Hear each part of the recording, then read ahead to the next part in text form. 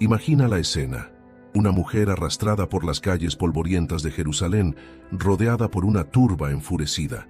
Sus ropas desgarradas, su rostro cubierto de lágrimas y tierra. En las manos de los hombres que la empujan, piedras afiladas listas para ejecutar la sentencia más brutal del código judío. Todos conocemos esta historia, ¿verdad? La mujer adúltera. El perdón de Jesús. Quien esté libre de pecado, que arroje la primera piedra. Una lección hermosa sobre misericordia y compasión. Pero, ¿y si te dijera que esta historia esconde uno de los secretos más perturbadores del cristianismo primitivo? ¿Y si te dijera que durante casi 2000 años nos han contado solo una versión censurada de lo que realmente sucedió ese día? Porque verás, hay algo que nunca mencionan en las iglesias, algo que fue cuidadosamente borrado de los registros oficiales, el nombre de esa mujer. En toda la Biblia, cada personaje importante tiene nombre. Los discípulos, los fariseos, los enfermos sanados, hasta los criminales crucificados junto a Jesús, tienen nombre. Pero esta mujer cuya historia se cuenta en millones de púlpitos cada año, permanece anónima. ¿Por qué? Según los manuscritos más antiguos, según las tradiciones preservadas en comunidades cristianas orientales que nunca fueron sometidas al control de Roma, según evidencias que los investigadores han estado desenterrando en los últimos 80 años. Esa mujer tenía un nombre que la Iglesia decidió que era demasiado peligroso pronunciar, porque si ese nombre se hubiera preservado en las escrituras oficiales, toda la estructura del poder eclesiástico habría colapsado. La narrativa que construyeron durante siglos sobre las mujeres, sobre el pecado, sobre quién tenía autoridad para liderar la fe, todo se habría derrumbado como un castillo de arena. Los escribas que copiaron este pasaje generación tras generación sabían exactamente lo que estaban haciendo al omitir ese nombre. No fue un descuido, fue una decisión deliberada, calculada, necesaria para mantener el control. ¿Y sabes qué es lo más inquietante? Que este pasaje ni siquiera aparece en los manuscritos más antiguos del Evangelio de Juan. Fue insertado siglos después, cuidadosamente editado, despojado de todo lo que pudiera revelar la verdad más incómoda del cristianismo primitivo. Pero las verdades tienen una manera extraña de sobrevivir. Se esconden en tradiciones orales, en textos prohibidos enterrados en el desierto, en los susurros de comunidades que se negaron a olvidar. Y hoy, en este momento, vas a descubrir lo que sucedió realmente ese día en Jerusalén. Vas a conocer el nombre que fue borrado. Vas a entender por qué Jesús no solo perdonó a esa mujer, sino que la protegió deliberadamente de algo mucho más grande que una turba enojada. Porque lo que está en juego no es solo una historia de perdón, es la revelación de quién era realmente esa mujer y por qué su identidad tenía el poder de cambiar el cristianismo para siempre. Prepárate. Lo que vas a escuchar a continuación no lo encontrarás en ningún sermón oficial, porque lo que Jesús hizo ese día no fue solo callar a una multitud, fue proteger el secreto más peligroso de su ministerio. Entonces, ¿quién era ella? Según las tradiciones coptas preservadas en Egipto, según los textos gnósticos descubiertos en Nag Hammadi en 1945, según los fragmentos de evangelios que nunca fueron incluidos en el canon oficial, esa mujer era María Magdalena. Sí, la discípula más cercana a Jesús. La mujer que, según el Evangelio de Felipe, era llamada su compañera, koinonos en griego, un término que en el contexto del siglo I implica una relación de profunda intimidad espiritual y muy probablemente también física. Pero espera, ¿cómo es posible? La misma María Magdalena que la tradición católica convirtió en prostituta arrepentida, la misma a quien le quitaron todo poder, toda autoridad, reduciéndola a una pecadora salvada por la gracia. Exactamente. Y ahí está la clave de todo. Déjame mostrarte cómo funcionó esta manipulación histórica.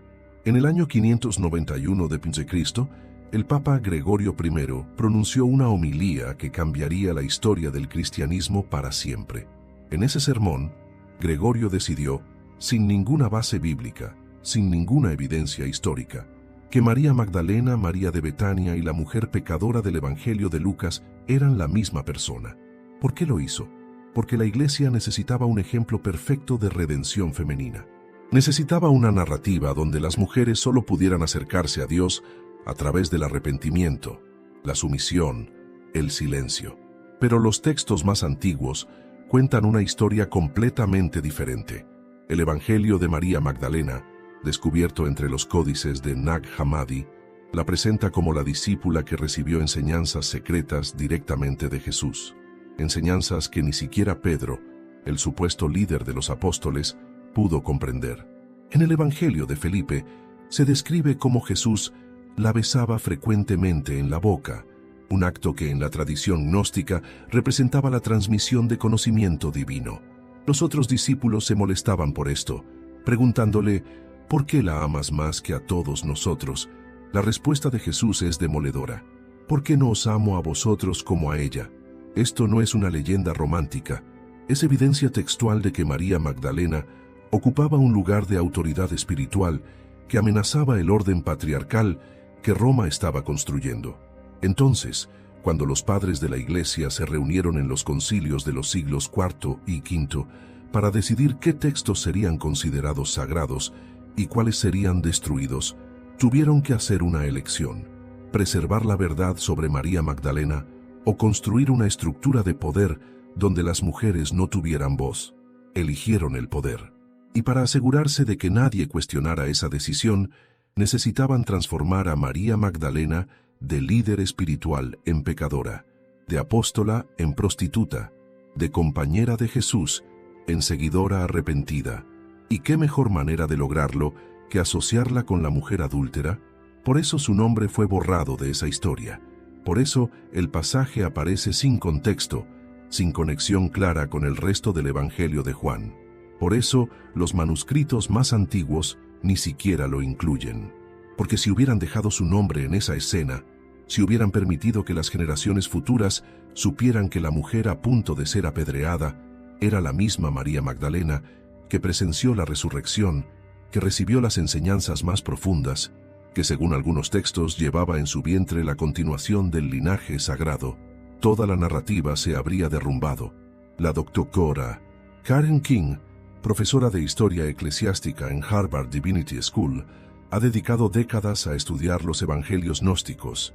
En sus investigaciones, King demuestra cómo la figura de María Magdalena fue sistemáticamente distorsionada para servir a los intereses de una jerarquía masculina que no podía tolerar la idea de una mujer con autoridad apostólica.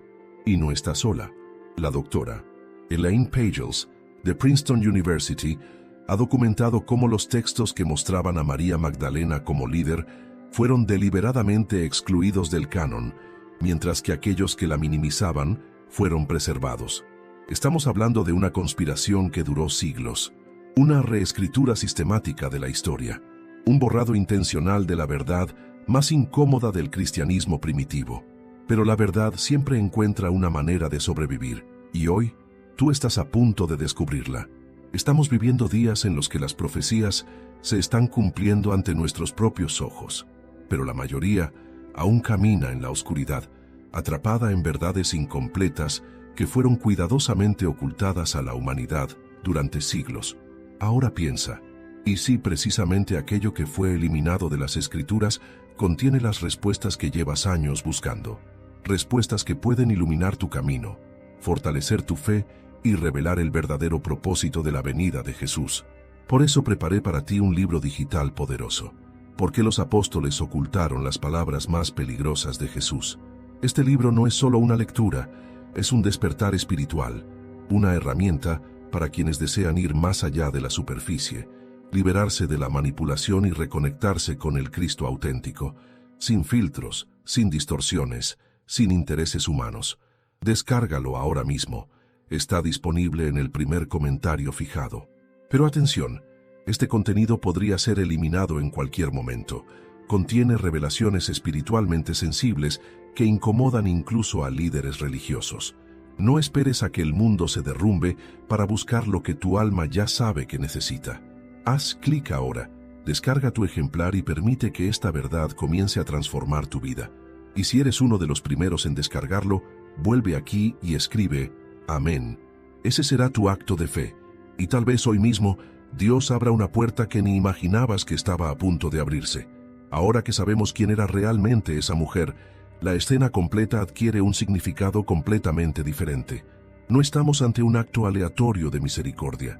Estamos ante un rescate calculado, deliberado, estratégico, porque Jesús sabía exactamente quién estaba siendo arrastrada ante él, y sabía exactamente qué estaba en juego. Analicemos el comportamiento de Jesús en esa escena con los ojos de un investigador histórico. Según el relato de Juan 8, cuando los fariseos arrojan a la mujer ante Jesús y le exigen que se pronuncie sobre su destino, él hace algo extraño. Se agacha y comienza a escribir en la tierra con el dedo. Los fariseos insisten, presionan, exigen una respuesta, y Jesús sigue escribiendo. ¿Por qué? Según los estudiosos del Código Legal judío, particularmente los textos de la Mishnah que recogen las tradiciones rabínicas del siglo I, escribir en el suelo durante un juicio religioso tenía un significado muy específico. Era una referencia directa a Jeremías 17:13, donde el profeta declara, «Los que se apartan de ti serán escritos en la tierra, porque abandonaron al Señor, fuente de aguas vivas». En otras palabras, Jesús no estaba garabateando distraídamente. Estaba realizando un acto profético cargado de significado legal y espiritual. Estaba declarando, sin pronunciar una palabra, que los verdaderos culpables no eran la mujer, sino los acusadores. Pero hay algo más, algo que la mayoría de los comentaristas bíblicos prefieren ignorar. ¿Qué estaba escribiendo exactamente? Según las tradiciones preservadas en los escritos de San Jerónimo, uno de los padres de la iglesia primitiva, existía una interpretación oral que circulaba entre las primeras comunidades cristianas. Jesús estaba escribiendo los nombres de los acusadores, junto con los nombres de las mujeres con quienes ellos habían cometido adulterio. Piénsalo, estos hombres arrastran a una mujer acusándola de adulterio. Pero según la ley judía, el adulterio requiere 2 personas. ¿Dónde estaba el hombre? ¿Por qué solo ella fue capturada? ¿Por qué solo ella estaba siendo juzgada? La respuesta es obvia. Esto no era un juicio, era una trampa, una emboscada política diseñada para forzar a Jesús a una posición imposible. Si Jesús decía apedréenla, contradecía su mensaje de amor y misericordia, perdiendo credibilidad ante las multitudes que lo seguían. Si Jesús decía no la apedreen, estaría violando abiertamente la ley de Moisés, dándoles a los fariseos la excusa perfecta para acusarlo de blasfemia ante el Sanedrín. Era una trampa perfecta, o al menos eso creían ellos. Pero Jesús no cayó en ninguna de las 2 opciones. En lugar de eso los expuso. Al escribir en la tierra, al hacer referencia a Jeremías, al revelar silenciosamente la hipocresía de cada uno de los acusadores, Jesús transformó el juicio. Ya no era la mujer quien estaba siendo juzgada, eran ellos. Y cuando finalmente levanta la mirada y pronuncia esas palabras devastadoras, quien esté libre de pecado, que arroje la primera piedra, no está haciendo una declaración filosófica abstracta sobre el perdón. Está desafiándolos directamente.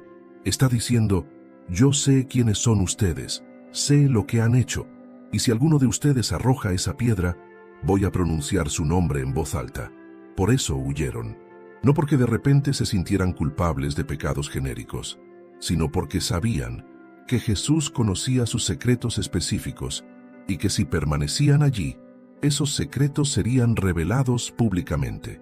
El Dr. Bart Ehrman, profesor de estudios religiosos en la Universidad de Carolina del Norte y uno de los principales expertos en manuscritos del Nuevo Testamento, señala que este pasaje contiene elementos narrativos que son inconsistentes con el estilo del Evangelio de Juan.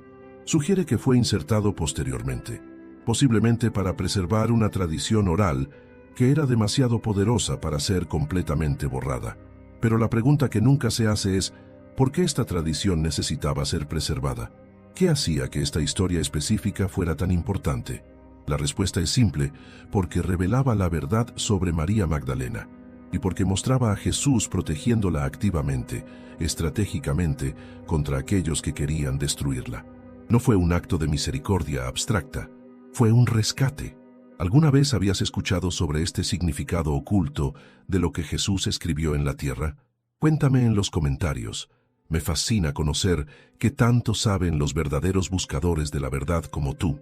Tu experiencia puede iluminar a otros que recién despiertan a estas revelaciones. Ahora que entendemos que Jesús estaba protegiendo deliberadamente a María Magdalena, necesitamos preguntarnos, ¿quiénes eran realmente estos acusadores? ¿Por qué la eligieron a ella específicamente? Según el contexto histórico del Evangelio de Juan, esta escena ocurre durante la fiesta de los tabernáculos, uno de los momentos de mayor tensión política en Jerusalén. Las multitudes se congregaban en el templo, las autoridades religiosas estaban en alerta máxima, y Jesús estaba en el centro de una controversia creciente. Los fariseos y los escribas no soportaban su popularidad. No podían tolerar que este rabino itinerante de Galilea tuviera más influencia que ellos, y especialmente no podían aceptar que tuviera mujeres entre sus seguidores más cercanos, porque en la sociedad judía del siglo I, las mujeres no estudiaban con rabinos, no viajaban con maestros religiosos y definitivamente no ejercían liderazgo espiritual, pero María Magdalena hacía todo eso. Según Lucas 8:1-3, ella no solo seguía a Jesús, sino que financiaba su ministerio con sus propios recursos. Era una mujer de posición, de medios, de influencia, y según los evangelios gnósticos, era también la receptora de enseñanzas privadas que ni siquiera los 12 discípulos varones recibieron. Esto la convertía en un objetivo.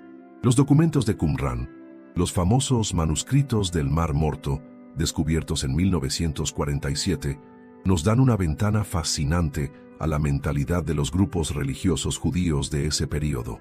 Estaban obsesionados con la pureza ritual, con el control del comportamiento femenino, con el mantenimiento de estructuras jerárquicas rígidas. Y aquí estaba María Magdalena, desafiando cada una de esas normas. Entonces, cuando los fariseos la atraparon en una situación comprometedora, real o fabricada, nunca lo sabremos con certeza, vieron la oportunidad perfecta. No solo podrían eliminar a la mujer que representaba una amenaza a su autoridad, sino que también podrían forzar a Jesús a tomar una posición que lo destruiría políticamente. Era el plan perfecto, excepto que no contaron con que Jesús los conocía mejor de lo que ellos se conocían a sí mismos.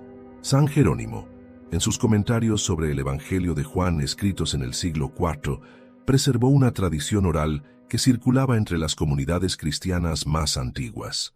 Según esta tradición, muchos de los hombres que acusaban a María Magdalena habían sido clientes de prostitutas en los burdeles de Jerusalén. Algunos incluso habían mantenido relaciones adúlteras secretas con mujeres casadas.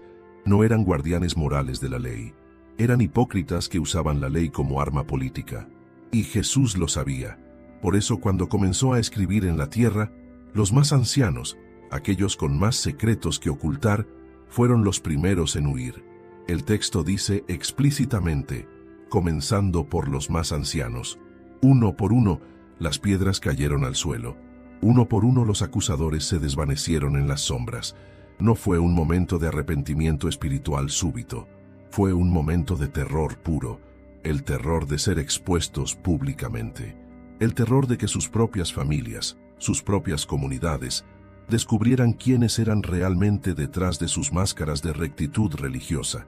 Y cuando el último de ellos se había marchado, cuando solo quedaban Jesús y María Magdalena en ese espacio polvoriento del atrio del templo, él le pregunta, ¿dónde están los que te acusaban?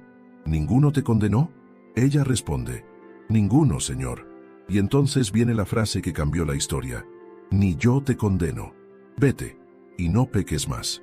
Pero aquí está el detalle que nadie menciona. Jesús nunca dijo que ella había pecado, nunca confirmó la acusación, nunca validó el juicio de los fariseos, simplemente le dijo, vete, continúa tu camino, sigue adelante, no permitas que este intento de destrucción te detenga, porque Jesús sabía algo que los fariseos se negaban a aceptar. María Magdalena no necesitaba ser salvada de su pecado. Necesitaba ser protegida de aquellos que la odiaban por su poder. Ya no tienes que cargar con ese peso solo. Despierta a las verdades olvidadas con el libro digital. ¿Por qué los apóstoles ocultaron las palabras más peligrosas de Jesús? El enlace está en el primer comentario fijado. Haz clic ahora y recibe tu copia antes de que lo retiren. Entonces, si María Magdalena no era una prostituta, si no era una pecadora arrepentida, si no era simplemente una seguidora más entre la multitud? ¿Quién era realmente? La respuesta a esa pregunta fue deliberadamente enterrada durante casi 2000 años. Pero ahora, gracias a descubrimientos arqueológicos, análisis históricos rigurosos y el trabajo incansable de investigadores que se negaron a aceptar la narrativa oficial, finalmente podemos reconstruir la verdad. María Magdalena era una líder, una maestra espiritual, una visionaria. Y según múltiples fuentes textuales que la iglesia primitiva intentó destruir, era la discípula más cercana a Jesús, aquella a quien él confió sus enseñanzas más profundas. Pero para entender cómo su verdadera identidad fue borrada, necesitamos primero entender cómo se construyó la mentira. El año 591 d.C. es la fecha clave. Ese año, el Papa Gregorio I pronunció la Homilía 33, un sermón que cambiaría la percepción de María Magdalena para siempre. En ese sermón, Gregorio declaró, sin ninguna base bíblica, sin ninguna evidencia histórica, que María Magdalena, María de Betania, la hermana de Lázaro, y la mujer pecadora anónima mencionada en Lucas 7 eran la misma persona. ¿Por qué lo hizo? Porque la iglesia necesitaba una narrativa de redención femenina que reforzara su estructura de poder patriarcal. Necesitaba un ejemplo de mujer cuyo único camino hacia Dios pasara por el arrepentimiento, la sumisión y el silencio. María Magdalena, la verdadera María Magdalena, representaba exactamente lo opuesto. Veamos las evidencias. Primero, los evangelios canónicos. Aunque fueron cuidadosamente editados, aún preservan pistas reveladoras. Lucas 8:2 nos dice que María Magdalena era una mujer de quien habían salido 7 demonios. Pero aquí está el detalle crucial. En el lenguaje simbólico del siglo I, 7 demonios no necesariamente se refiere a posesión diabólica.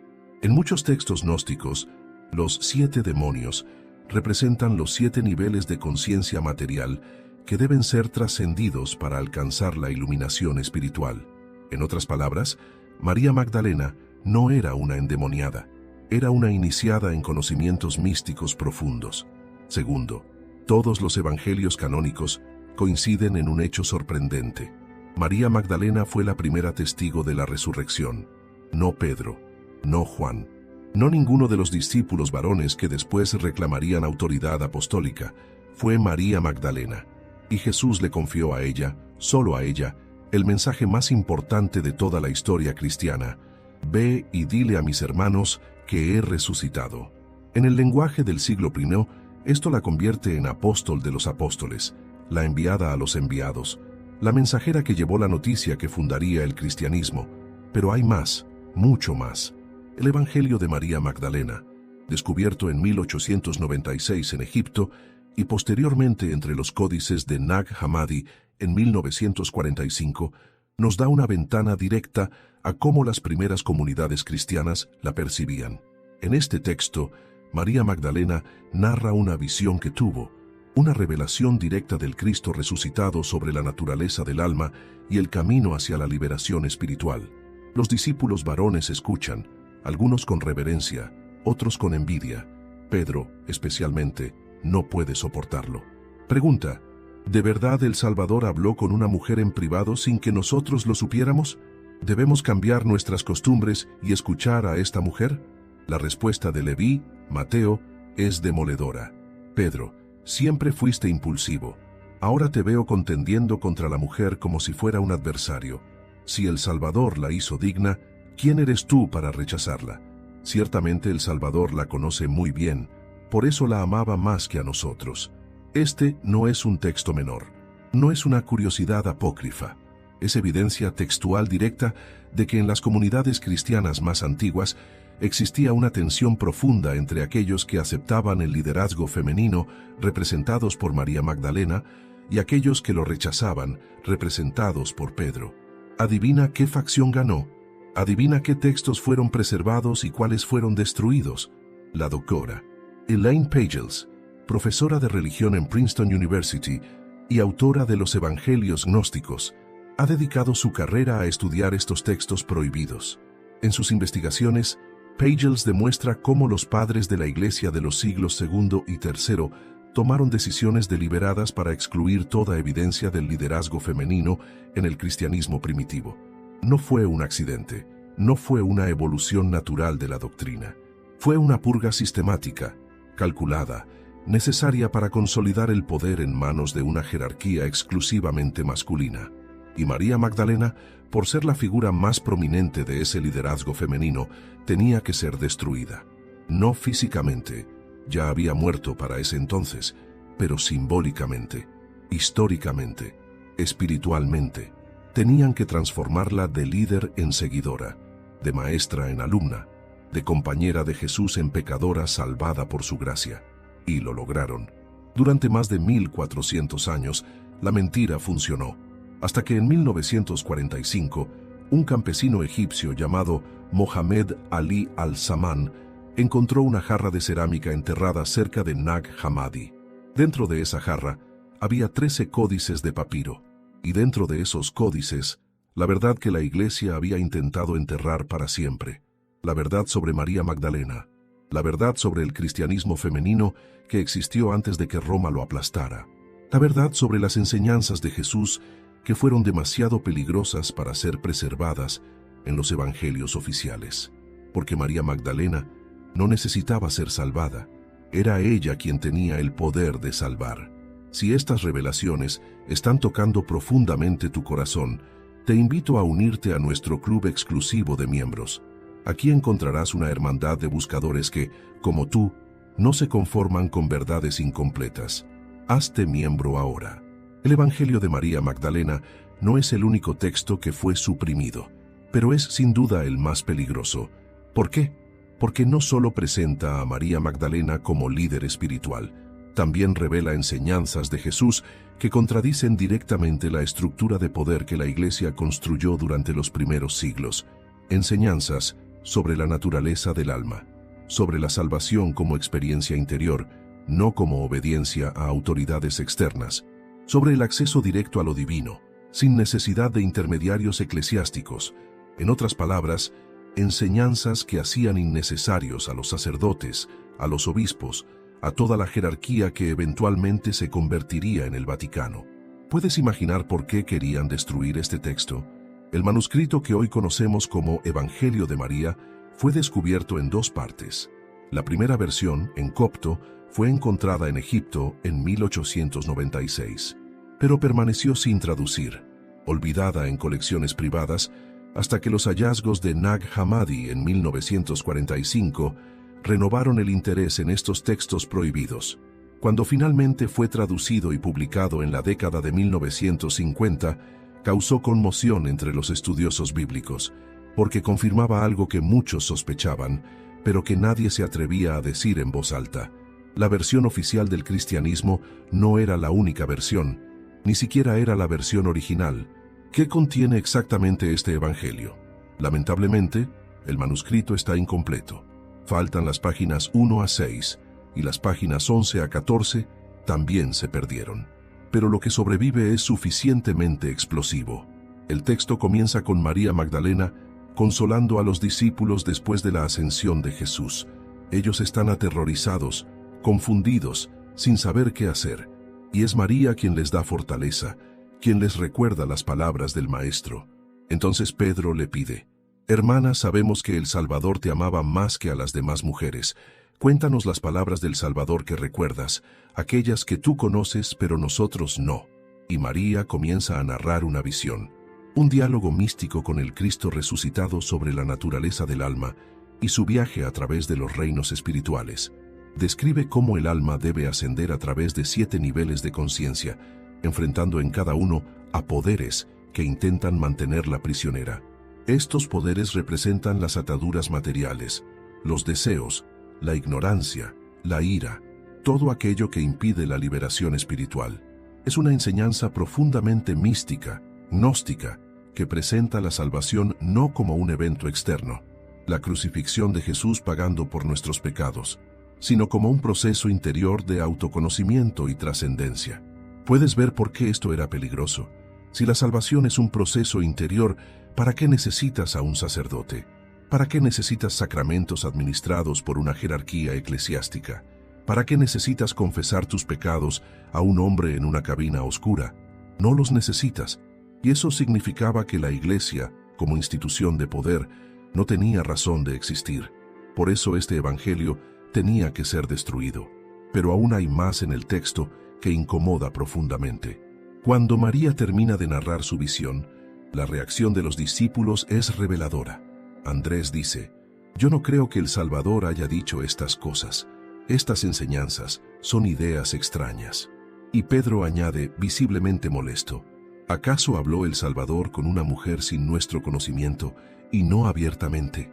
¿Vamos a cambiar todos nuestros hábitos y escuchar a una mujer?». Entonces María llora y dice: «Pedro, hermano mío, ¿qué piensas? ¿Crees que yo inventé estas cosas en mi corazón o que estoy mintiendo acerca del Salvador?». Leví, Mateo, interviene y defiende a María. «Pedro, siempre fuiste de temperamento impetuoso. Ahora te veo contendiendo contra la mujer como si fuera un adversario. Si el Salvador la hizo digna, ¿quién eres tú para rechazarla? De seguro el Salvador la conoce muy bien, por eso la amaba más que a nosotros». Este intercambio no es ficción teológica. Es evidencia histórica de un conflicto real que existió en las primeras comunidades cristianas. Un conflicto entre dos visiones del cristianismo. Una, representada por María Magdalena, que enfatizaba la experiencia interior, la revelación directa, el acceso igualitario a lo divino sin importar género. Otra, representada por Pedro, que enfatizaba la jerarquía, la autoridad apostólica masculina, la institucionalización del mensaje de Jesús.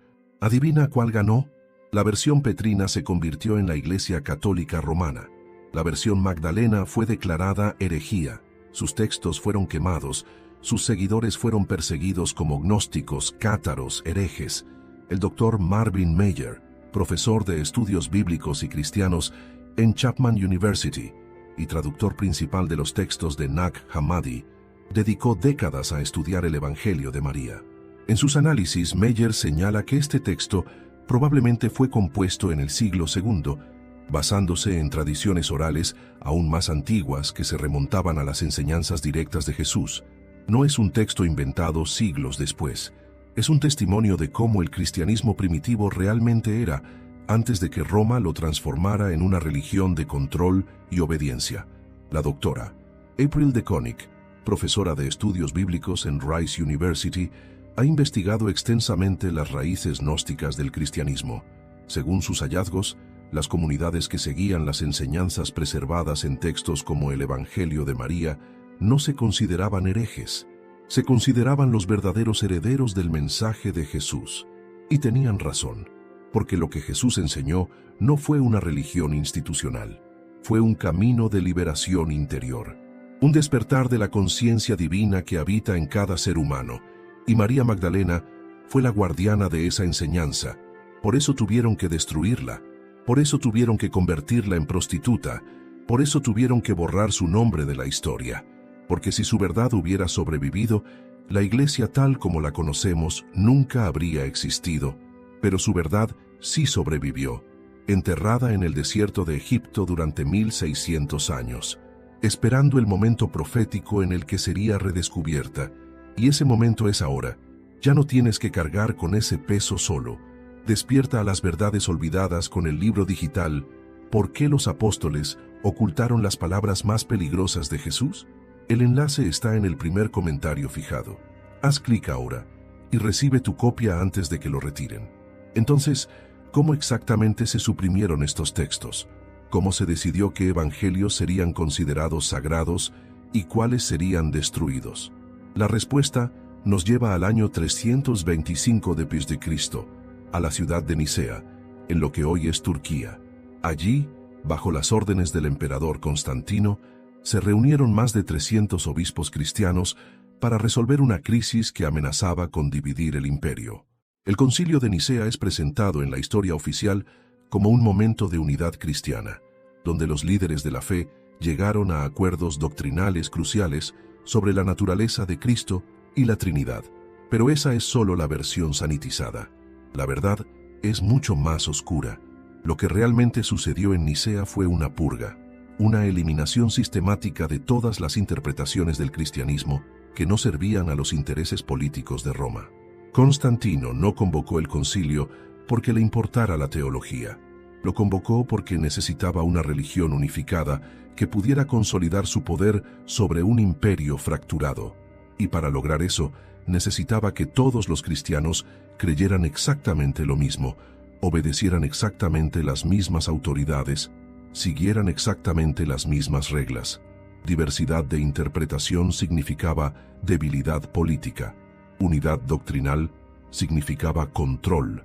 Entonces los obispos reunidos en Nicea tomaron decisiones que cambiarían el cristianismo para siempre. Decidieron cuáles evangelios serían considerados canónicos y cuáles serían rechazados. Decidieron qué enseñanzas de Jesús eran aceptables y cuáles eran herejía. Decidieron qué tipo de cristianismo sobreviviría y cuál sería extinguido. Y todo esto fue decidido por votación. Literalmente. Levantaban las manos y votaban sobre la naturaleza de Dios. ¿Te das cuenta de lo absurdo que es eso? La verdad espiritual determinada por mayoría política. Eusebio de Cesarea, el historiador oficial del concilio, escribió extensamente sobre lo que ocurrió allí, pero incluso sus propios relatos, diseñados para presentar el concilio bajo la mejor luz posible, revelan las tensiones y conflictos que existían. Había obispos que defendían interpretaciones gnósticas del cristianismo, obispos que creían que María Magdalena debía ser reconocida como apóstol, obispos que pensaban que las mujeres podían ejercer liderazgo en la iglesia. ¿Qué les pasó a esos obispos? Fueron silenciados, exiliados, declarados herejes, sus escritos fueron confiscados y quemados, sus comunidades fueron perseguidas, y así comenzó la gran censura. Porque después de Nicea no fue suficiente con decidir qué textos eran sagrados, también era necesario destruir activamente todo lo que contradecía la narrativa oficial. En el año 367 d.C., Atanasio, obispo de Alejandría, envió una carta a todas las iglesias bajo su jurisdicción. En esa carta, conocida como la Carta Festal 39, Atanasio listaba los 27 libros que debían ser considerados el Nuevo Testamento canónico, y ordenó explícitamente que todos los demás textos fueran destruidos, no preservados en bibliotecas, no estudiados por eruditos, destruidos, quemados, eliminados de la existencia. Es por eso que los textos de Nag Hammadi son tan importantes, porque evidentemente algunos monjes egipcios, al recibir esa orden de destrucción, no pudieron soportar la idea de quemar esos evangelios antiguos, así que los escondieron en jarras de cerámica y los enterraron en el desierto. Y gracias a ese acto de desobediencia sagrada, hoy podemos leer las palabras que Roma intentó silenciar para siempre. El doctor James Robinson, profesor emérito de religión en Claremont Graduate University y editor general de la biblioteca de Nag Hammadi, ha investigado exhaustivamente cómo y por qué estos textos fueron preservados. Según Robinson, lo que tenemos en Nag Hammadi es solo una fracción de la literatura cristiana primitiva que existió antes de la purga del siglo IV. Miles de textos fueron destruidos, miles de voces fueron silenciadas, miles de interpretaciones del mensaje de Jesús fueron borradas de la historia, y todo porque no servían a los intereses de poder de una institución que se estaba convirtiendo en aliada del Imperio Romano. Pero aquí está la pregunta que deberíamos estar haciendo. Si estas enseñanzas eran falsas, ¿por qué era necesario destruirlas? Si eran inventos heréticos sin valor, ¿por qué no simplemente permitir que el tiempo y la razón las desacreditaran? La respuesta es obvia, porque eran verdaderas.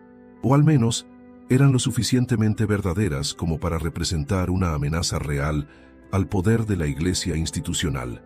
Y María Magdalena, con su evangelio de salvación interior y acceso directo a lo divino, representaba la mayor amenaza de todas. Por eso, su nombre tenía que ser borrado. Por eso su identidad tenía que ser distorsionada. Por eso tuvieron que convertirla en prostituta, en pecadora, en cualquier cosa excepto lo que realmente era: una líder, una maestra, una apóstol, la compañera de Jesús que conocía secretos que la iglesia no podía permitir que sobrevivieran. ¿Desde dónde estás viendo este video? Me emociona saber que estas verdades están llegando a almas sedientas en todo el mundo. Escribe tu país o ciudad. Formemos una red global de buscadores de la verdad. María Magdalena no fue la única mujer cuya historia fue borrada o distorsionada. Ella es simplemente el ejemplo más prominente de un patrón mucho más amplio. Porque la verdad es que el cristianismo primitivo estaba lleno de mujeres líderes, mujeres que enseñaban, profetizaban, dirigían comunidades, financiaban el movimiento, arriesgaban sus vidas por la fe. Pero una por una, sus historias fueron minimizadas, reescritas o completamente eliminadas de los registros oficiales. Déjame presentarte a algunas de ellas. Primero, Juana, Susana y María, la madre de Santiago. Lucas 8:1-3 las menciona explícitamente como mujeres que viajaban con Jesús y los 12, proveyendo para ellos de sus propios recursos. ¿Te das cuenta de lo que esto significa? Estas mujeres no eran simples seguidoras pasivas, eran financiadoras del ministerio de Jesús. Sin sus recursos económicos, el movimiento probablemente no habría sobrevivido. Pero después de esa breve mención en Lucas, desaparecen completamente de la narrativa. No hay registro de qué les pasó después de la crucifixión. No hay mención de su papel en la iglesia primitiva. Es como si nunca hubieran existido. ¿Por qué? Porque reconocer que mujeres adineradas e independientes financiaban el ministerio de Jesús habría dado demasiado poder a las mujeres en las comunidades cristianas posteriores. Habría establecido un precedente de liderazgo femenino basado en contribución material y espiritual, y eso era inaceptable para la estructura patriarcal que Roma estaba construyendo. Luego está María de Betania, la hermana de Lázaro y Marta. Juan 12:1-8 narra cómo ella ungió los pies de Jesús con un perfume carísimo, un acto que Jesús mismo interpretó como preparación para su sepultura. En el contexto cultural del siglo I, ungir a alguien con aceite era un acto profético. Era lo que los profetas hacían con los reyes. Era una declaración pública de identidad mesiánica. En otras palabras, María de Betania no estaba simplemente demostrando amor o devoción. Estaba proclamando proféticamente que Jesús era el Mesías. Estaba ejerciendo un rol sacerdotal que, según la ley judía, estaba reservado para hombres, y Jesús la defendió. Cuando Judas criticó el desperdicio del perfume, Jesús le respondió duramente: «Déjala en paz, ella ha hecho una obra hermosa conmigo». Pero en las interpretaciones posteriores de la Iglesia, este acto profético fue reducido a un gesto emocional de una mujer devota. El poder del simbolismo fue neutralizado, el liderazgo espiritual fue negado. Otro caso aún más impactante es el de Febe. En Romanos 16:1-2, Pablo la presenta como diaconisa de la iglesia en Cencrea y pide a los romanos que la reciban en el Señor como es digno de los santos y la ayuden en cualquier asunto en que ella necesite, porque ha sido protectora de muchos, incluyéndome a mí. Lee eso de nuevo. Pablo, el apóstol que supuestamente dijo que las mujeres debían permanecer calladas en las iglesias, está presentando a Febe como líder de una comunidad cristiana, como su propia protectora y benefactora. Y no solo a ella. En ese mismo capítulo, Pablo menciona a Priscila, quien junto con su esposo Aquila, arriesgó su vida por él. Menciona a María, quien ha trabajado mucho por vosotros. Menciona a Junia, a quien llama destacada entre los apóstoles. Sí, leíste bien. Junia era apóstol, una mujer apóstol. Pablo mismo lo dice.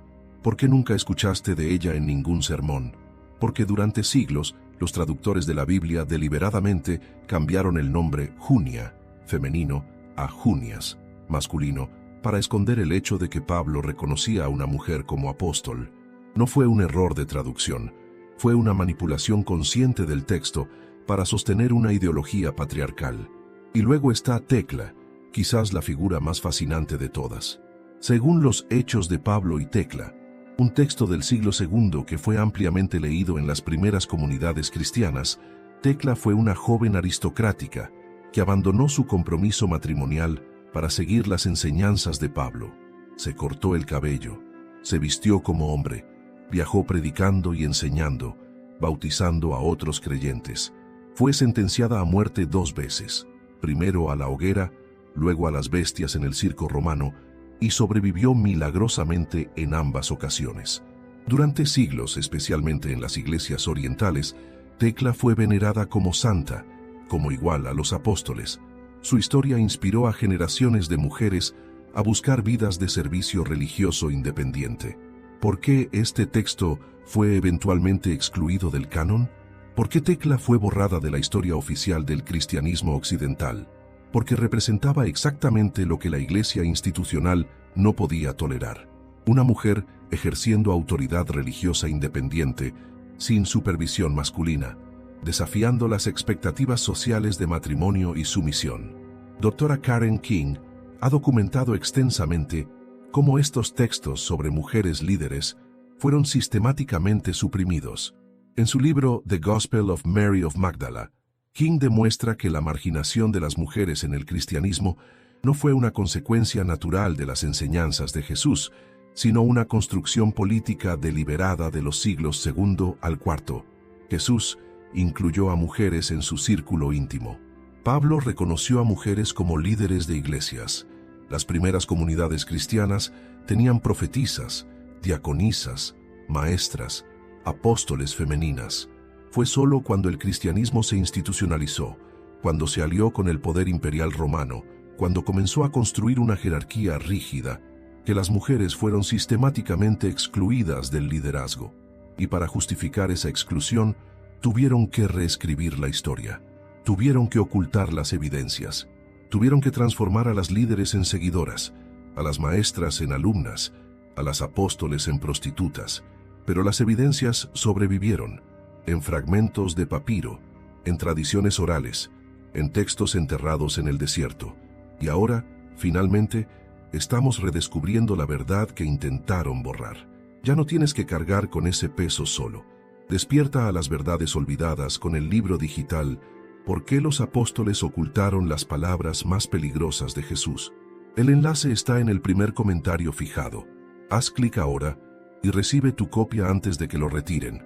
Volvamos ahora a esa escena en el atrio del templo, a ese momento crucial donde Jesús se agacha y comienza a escribir en la tierra.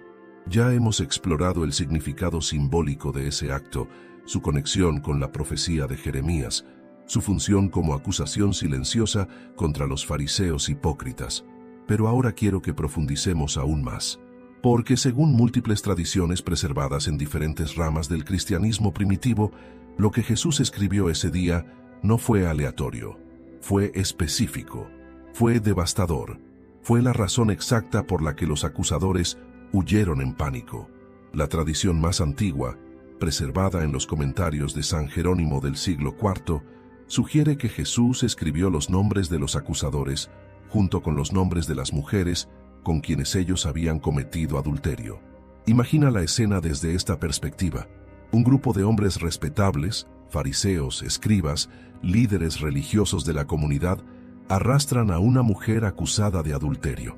Exigen que Jesús se pronuncie sobre su castigo según la ley de Moisés. Jesús se agacha, comienza a escribir en la tierra polvorienta un nombre, el nombre de uno de los acusadores. Luego, otro nombre, el de una mujer casada con quien ese hombre había tenido una relación secreta. Otro nombre, otro acusador, otra mujer. Los hombres se acercan para ver qué está escribiendo. El primer acusador palidece. Ve su nombre, ve el nombre de su amante secreta. Se da cuenta de que Jesús lo sabe todo. Silenciosamente, deja caer la piedra y se aleja lo más rápido que puede. El segundo acusador ve lo mismo, su secreto expuesto en la tierra para que todos lo vean. Huye, uno por uno, comenzando por los más ancianos, aquellos con más secretos, más culpas, más hipocresía que ocultar, todos se marchan, hasta que solo quedan Jesús y María Magdalena. Esta interpretación explica varios detalles del texto que de otra manera son confusos. Primero, explica por qué el texto dice específicamente, comenzando por los más ancianos. No era porque los ancianos fueran más sabios o más conscientes de su pecado, era porque tenían más secretos que perder, más reputación que proteger, más razones para huir antes de que Jesús pronunciara sus nombres en voz alta. Segundo, explica el silencio total de la escena. No hubo debate, no hubo argumento, solo un éxodo silencioso y avergonzado, porque ¿qué podrían decir? ¿Cómo podrían negar lo que estaba escrito allí, en la tierra, con su propia culpa expuesta?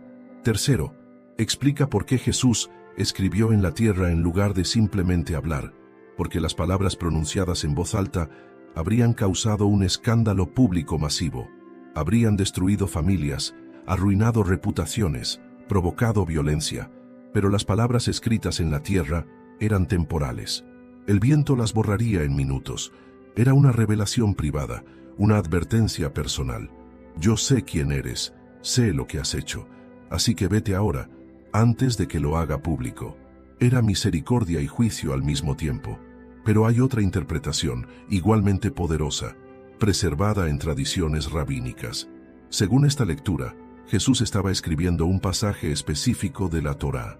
Deuteronomio 17, 6, 7, que establece: por el testimonio de 2 o 3 testigos, morirá el que ha de morir.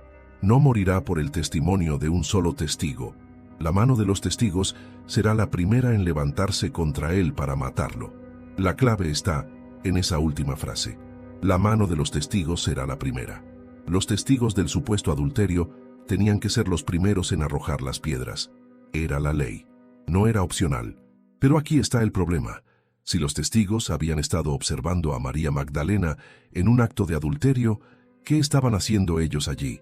¿Por qué estaban vigilándola? ¿Por qué sabían dónde estaría y cuándo? La ley judía era muy específica sobre esto.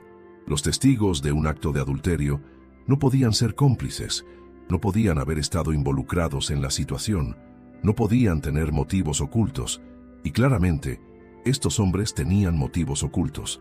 No les importaba la justicia, no les importaba la ley, les importaba destruir a Jesús usando a María Magdalena como carnada. Entonces Jesús, al escribir ese pasaje de Deuteronomio, los estaba poniendo en una trampa legal. Si arrojaban las piedras, estaban admitiendo ser testigos legítimos. Pero si eran testigos legítimos, ¿por qué habían estado espiando a una mujer en una situación privada? Y si no eran testigos legítimos, entonces todo el juicio era ilegal desde el principio. Era una trampa perfecta. Y los fariseos, siendo expertos en la ley, lo entendieron inmediatamente. Por eso huyeron. Ambas interpretaciones, los nombres de los adúlteros o el pasaje de Deuteronomio, tienen mérito histórico y textual, pero lo más probable es que la verdad sea una combinación de ambas. Jesús escribió algo que expuso la hipocresía específica de cada acusador, mientras simultáneamente invocaba la ley que ellos pretendían estar defendiendo. Fue un acto de genialidad rabínica, de sabiduría profunda, de protección estratégica, porque Jesús no solo estaba salvando a María Magdalena de las piedras, la estaba salvando de algo mucho más peligroso, de ser usada como arma política contra él. Si María Magdalena hubiera sido apedreada ese día, Jesús habría sido cómplice de su muerte. Su mensaje de amor y misericordia habría sido destruido. Su movimiento habría colapsado bajo el peso de esa contradicción. Pero si Jesús la hubiera defendido violando explícitamente la ley de Moisés, los fariseos habrían tenido la justificación perfecta para arrestarlo por blasfemia. Era una situación imposible, una trampa sin escape, excepto que Jesús encontró el escape, no a través de la confrontación directa, sino a través del silencio estratégico, no a través de las palabras, sino a través de la escritura temporal en la tierra. Escribió la verdad. La dejó visible el tiempo suficiente para que los culpables la vieran y huyeran, y luego el viento la borró, como si nunca hubiera existido, excepto que sí existió, y cambió todo. Porque ese día Jesús no solo protegió a María Magdalena, demostró que la ley, cuando es usada como arma de control y poder, puede ser desarmada por la verdad, y que la verdad, incluso cuando es escrita en la tierra y borrada por el viento, tiene más poder que todas las piedras del mundo. ¿Alguna vez has sentido que te juzgaban por algo mientras tus acusadores eran igualmente culpables o peores? Comparte tu experiencia en los comentarios. A veces, saber que no estamos solos en estas situaciones es el primer paso hacia la sanación. Ahora debemos abordar la pregunta más incómoda, la revelación más censurada, el secreto que la Iglesia ha guardado con más celo durante 2000 años. ¿Cuál era realmente la relación entre Jesús y María Magdalena? No desde la perspectiva de la teología oficial, no desde la narrativa sanitizada de pecadora redimida, sino desde las evidencias textuales, históricas, antropológicas que hemos redescubierto en los últimos 80 años. Porque si hay algo que los evangelios gnósticos dejan absolutamente claro, es esto. María Magdalena no era simplemente una seguidora de Jesús, era su compañera. El Evangelio de Felipe, uno de los textos descubiertos en Nag Hammadi, contiene pasajes que durante siglos fueron considerados demasiado escandalosos para ser discutidos abiertamente en contextos religiosos. El texto dice: la compañera del Salvador es María Magdalena. El Salvador la amaba más que a todos los discípulos y la besaba frecuentemente en la boca. Los otros discípulos se molestaban por esto y expresaban su desaprobación. Le decían: ¿por qué la amas más que a todos nosotros? Lee eso de nuevo. No como escándalo, no como sensacionalismo, sino como evidencia histórica de cómo las primeras comunidades cristianas entendían la relación entre Jesús y María Magdalena. La palabra griega usada aquí es koinonos, compañera, consorte, pareja. En el contexto cultural del siglo I, este término tenía connotaciones muy específicas. No se usaba casualmente. Y el beso en la boca no era, como algunos apologistas quieren argumentar, simplemente un gesto de transmisión de enseñanza espiritual. Porque si fuera solo eso, ¿por qué los otros discípulos reaccionarían con celos? ¿Por qué preguntarían: ¿por qué la amas más que a nosotros? Claramente había algo más profundo allí, algo que creaba tensión, rivalidad, incomodidad entre los discípulos varones. Y esa tensión no era nueva. Aparece en múltiples textos gnósticos. En la Pistis Sophia, otro texto del siglo XIII, María Magdalena domina el diálogo con Jesús resucitado, haciendo 39 de las 64 preguntas. Los otros discípulos apenas participan. En un momento, Pedro se queja: mi Señor, no podemos soportar a esta mujer, pues nos quita la oportunidad a nosotros y no deja hablar a ninguno de nosotros, sino que habla siempre. Jesús responde: quien sea inspirado por el Espíritu, ese hablará, sea hombre o mujer. Esta no es una declaración menor. En una cultura donde las mujeres no tenían voz pública, donde no se les permitía testificar en tribunales, donde su testimonio era considerado inválido, Jesús está diciendo que la inspiración divina no discrimina por género. Esta no es una declaración menor. En una cultura donde las mujeres no tenían voz pública, donde no se les permitía testificar en tribunales, donde su testimonio era considerado inválido, Jesús está diciendo que la inspiración divina no discrimina por género, y que María Magdalena específicamente tiene acceso a esa inspiración en un grado que supera incluso a Pedro, el supuesto líder de los apóstoles. Ahora, analicemos esto desde una perspectiva histórica y cultural. En el judaísmo del siglo I, era extremadamente raro que un rabino permaneciera soltero.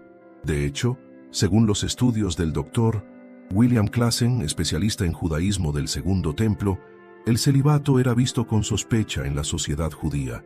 Se esperaba que los maestros religiosos estuvieran casados, tuvieran familias, cumplieran con el mandamiento de «creced y multiplicaos». Entonces, si Jesús era un rabino respetado, si tenía seguidores, si estaba enseñando y predicando públicamente, lo más probable, estadísticamente y culturalmente, es que estuviera casado. ¿Por qué entonces los evangelios canónicos nunca mencionan una esposa? Hay dos posibilidades. Primera, Jesús realmente eligió el celibato, rompiendo con todas las normas culturales de su tiempo, y esto era tan inusual que debería haber sido comentado explícitamente en los textos, pero no lo fue. Segunda, Jesús tenía una compañera, pero esta relación fue deliberadamente omitida de los evangelios canónicos, porque reconocerla habría dado demasiado poder y autoridad a esa mujer. ¿Y quién era la mujer que aparece constantemente junto a Jesús en los momentos más importantes? ¿Quién estuvo al pie de la cruz cuando los discípulos varones habían huido? ¿Quién fue la primera en llegar a la tumba? ¿A quién se le apareció Jesús resucitado primero? María Magdalena. En todos los evangelios canónicos, sin excepción, ella está presente en los momentos cruciales, no como una seguidora entre muchas, sino como la presencia femenina más importante, más constante, más central en la vida de Jesús. Y si agregamos a esto las evidencias de los textos gnósticos, donde es llamada compañera, donde es besada, donde es amada más que todos los otros, donde recibe enseñanzas privadas, donde los discípulos varones expresan celos abiertamente, el patrón se vuelve inconfundible. Pero hay más, mucho más. Según las tradiciones preservadas en el sur de Francia, particularmente en la región de Provenza, María Magdalena huyó de Tierra Santa después de la crucifixión, y no huyó sola. Según estas tradiciones, llevaba consigo algo, o alguien, que necesitaba ser protegido a toda costa, el Santo Grial, pero no un cáliz físico, sino el linaje sagrado, la descendencia de Jesús. Sé que esto suena como teoría conspiratoria, sé que desafía 2000 años de doctrina oficial, pero escucha las evidencias antes de descartar la posibilidad. En el Evangelio de Felipe hay un pasaje críptico que dice: había 3 que caminaban siempre con el Señor, María su madre, la hermana de esta, y Magdalena, quien es llamada su compañera. Por lo tanto, María es su hermana, su madre y su compañera. Este lenguaje simbólico, típico de los textos gnósticos, está describiendo roles espirituales, pero también puede estar preservando una verdad literal, que María Magdalena era su compañera en el sentido más completo de la palabra. Y si lo era, si compartían una relación íntima, si vivían juntos como era costumbre en las parejas judías del siglo I, entonces la posibilidad de descendencia no es solo plausible, es probable. ¿Por qué esta información habría sido suprimida? Porque si Jesús tuvo descendencia, si María Magdalena llevó esa descendencia lejos de Palestina para protegerla, entonces el linaje sagrado no terminó con la crucifixión, continuó, y los herederos de ese linaje tendrían un reclamo de autoridad espiritual que ningún obispo, ningún papa, ninguna institución eclesiástica podría igualar. Serían, literalmente, la sangre de Cristo viviendo entre nosotros. Y eso destruiría toda la estructura de poder que la Iglesia construyó durante 2000 años. Porque ¿cómo puede un papa reclamar ser el vicario de Cristo en la tierra si los verdaderos descendientes de Cristo están vivos? No puede. Y por eso esta posibilidad tenía que ser enterrada más profundamente que cualquier otra herejía. Pero las tradiciones sobrevivieron. En las leyendas de los Merovingui, los reyes francos que reclamaban descender del linaje de Jesús. En las historias de los caballeros templarios, que supuestamente protegían este secreto. En el culto a las Madonas negras que se extendió por Europa medieval, representando a María Magdalena como la portadora del linaje sagrado, y en la devoción feroz, casi fanática, a Sara la Negra, Sara la Cali, venerada por los gitanos en Sainte-Marie-de-la-Mer, en el sur de Francia. Sara, quien según la tradición era la hija de Jesús y María Magdalena, llevada a Europa para ser protegida de aquellos que querían exterminar toda evidencia de su existencia. ¿Es esto verdad histórica verificable? No podemos saberlo con certeza. Los registros fueron destruidos demasiado completamente. Las evidencias fueron suprimidas demasiado sistemáticamente. Pero lo que sí sabemos, lo que es innegable, es esto. María Magdalena era más que una seguidora. Era compañera, líder espiritual, receptora de enseñanzas secretas, figura de autoridad que rivalizaba y, según algunos textos, superaba a los discípulos varones. Jesús la amaba. Los textos lo dicen explícitamente. La amaba más que a todos los otros. Y ese amor, esa relación, esa conexión profunda fue tan peligrosa para la iglesia institucional que tuvieron que transformarla en prostituta.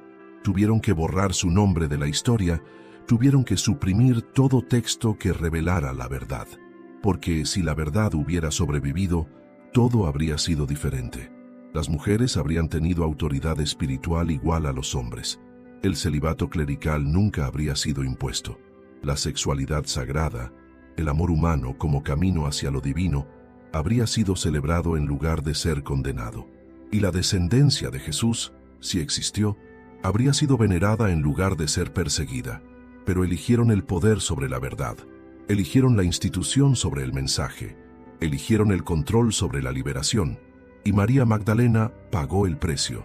Durante 2000 años su nombre fue sinónimo de pecado, pero ahora finalmente la verdad está emergiendo, y con ella la restauración de la figura más importante del cristianismo primitivo después de Jesús mismo, la mujer que él amó, la compañera que protegió, la líder que la Iglesia intentó borrar, María Magdalena.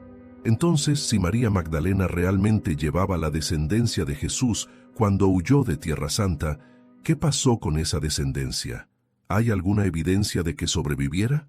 Las respuestas nos llevan a uno de los misterios más fascinantes y controvertidos de la historia europea, la tradición de Sara la Negra. Cada año, el 24 y 25 de mayo, miles de gitanos romaníes de toda Europa peregrinan a un pequeño pueblo en el sur de Francia llamado Saintes-Maries de la Mer. Vienen a venerar a Sara la Cali, Sara la Negra, una figura que oficialmente no es reconocida como santa por la Iglesia Católica, pero que para el pueblo romaní es la figura religiosa más importante de su tradición. ¿Quién era Sara la Negra? Según las leyendas preservadas en Provenza, cuando María Magdalena huyó de Palestina después de la crucifixión, no vino sola. Viajó con otras Marías, María Salomé y María Jacobé, y con una niña llamada Sara. Algunas tradiciones dicen que Sara era una sirvienta egipcia. Otras dicen que era una princesa gitana que las recibió cuando llegaron a las costas de Francia. Pero las tradiciones más antiguas, aquellas preservadas oralmente por las comunidades romaníes durante siglos, cuentan una historia diferente. Sara era la hija de Jesús y María Magdalena, y su piel oscura, de ahí el nombre Sara la Negra, no era resultado de ascendencia africana, sino una característica heredada de su padre, quien según algunos textos apócrifos era descrito como de tez oscura, más parecido a los habitantes del Medio Oriente que a las representaciones europeas posteriores. Las evidencias históricas de esta tradición son fragmentarias pero persistentes. Los documentos de los cátaros, un movimiento religioso del siglo XII en el sur de Francia, que fue brutalmente exterminado por la Iglesia en la Cruzada Albigense, hacen referencia al gran secreto que custodiaban, un secreto relacionado con María Magdalena y el verdadero Evangelio que fue suprimido por Roma. Miles de cátaros fueron quemados vivos por negarse a revelar este secreto. Castillos enteros fueron asediados, poblaciones completas fueron masacradas, todo para asegurarse de que lo que sabían muriera con ellos. ¿Qué sabían que era tan peligroso que ameritaba genocidio? Según los investigadores que han estudiado los fragmentos supervivientes de los textos cátaros, creían que Jesús y María Magdalena estuvieron casados, que tuvieron descendencia, y que esa descendencia había establecido un linaje en Europa que representaba la verdadera autoridad apostólica.